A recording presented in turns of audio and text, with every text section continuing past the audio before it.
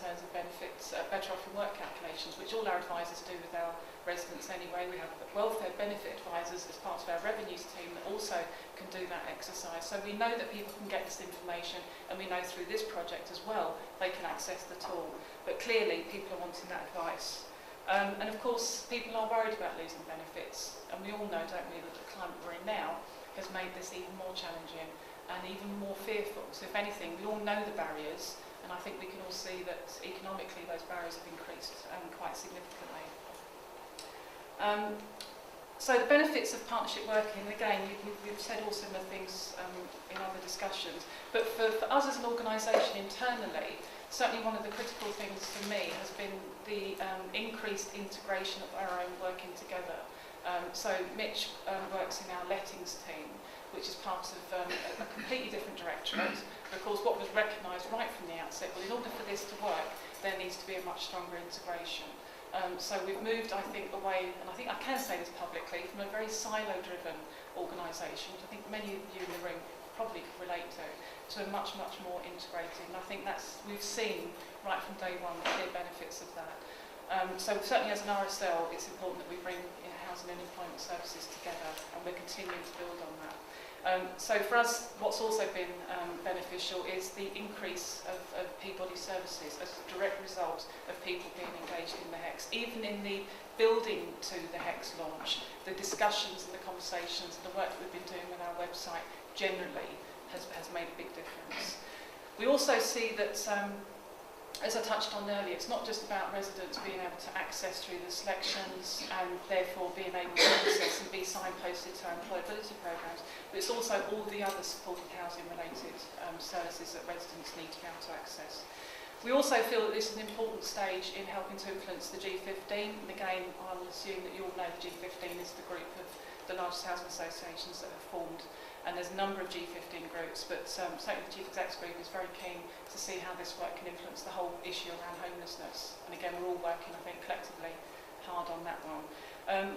I also see that this has clear benefits as far as the G15 group that's set up that looks specifically at employment skills, which I happen to chair. So I work collaboratively, and as some of my colleagues here in this room, I work collaboratively with other G15 partners around the whole workforce agenda. So it's not just looking at what's going on in Peabody, but it's looking across the whole housing sector. So those are just some of the benefits, and the others we've talked about. So here are some of the messages, and again, none of these will be of a major surprise. We know that we need to do more to build on raising the profile of this scheme, and that's what we're focused on. And you know, when residents go onto our website, when they receive the magazine Engage that goes through their letterboxes, when we publicise in our rent statements quarterly, and through the work that we do in outreach and across all our employment programmes. But we know we need to do a lot more. We also need to continue to build on this relationship that we've now really started to develop between our own housing and employment teams. Clearly, from the evidence so far, which seems to have been endorsed elsewhere, that we do know that respondents to the HEX programme have actually wanted to be engaged, but have never really quite known how. You know, for me to have 60% of residents saying they want some employment advice, and I know they live on estates where there is a learning centre, I know that we still do have a lot to do. It's also about us ensuring that at the point of a new home search, residents can actually link to other support options, so it's not something that's done in isolation. And like all of us, websites can be a real pain to a lot of people who are not used to the language and the use of websites. And I'm not saying that to be patronising to any of our residents, but some people can find them quite daunting and unfriendly. So it's, you know, we've also, as an organisation, looked at the whole layout and friendliness of our own website, and that includes access to our selections and choice-based lettings. We need to ensure that the follow-up process to all the respondents, there's no point collecting the data, there's no point the data I showed you earlier if that 60% haven't actually been spoken to or followed up. There's no point knowing that we've got 13% who have a real fear. There's no point knowing that 25 people, etc., etc. So it's about having the mechanisms in place to then do the follow-through, and that certainly for me is one of the key things.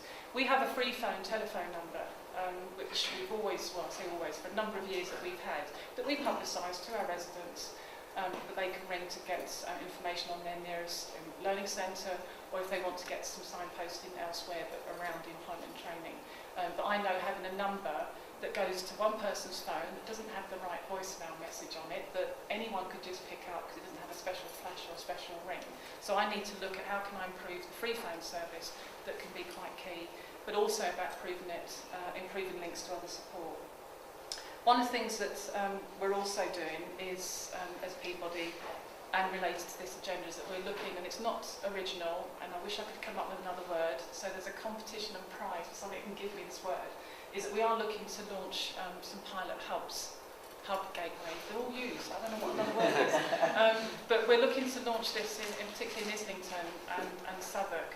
So the work we're doing with the Trailblazer work that I'm doing with Anna, we're going to look at how we could integrate that within this pilot. And again, not rocket science. I'm not going to pretend this is a major innovation for Peabody, but this is about how can we better develop and deliver our services, which is around the employment and worklessness agenda, which is around the supported housing, financial inclusion, social inclusion, working with families who are vulnerable at risk. How can we better integrate, not just as far as our own Peabody services, but also how we can better integrate with the local authority and the whole range of partners. And of course, I'm in discussion with other RSL partners that clearly have interest in certain boroughs. So anybody who might be interested in talking to me outside this meeting at some point about what we're doing to pilot that, I would welcome that.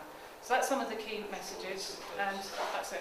Okay, that's great. We'll hold any questions to the end.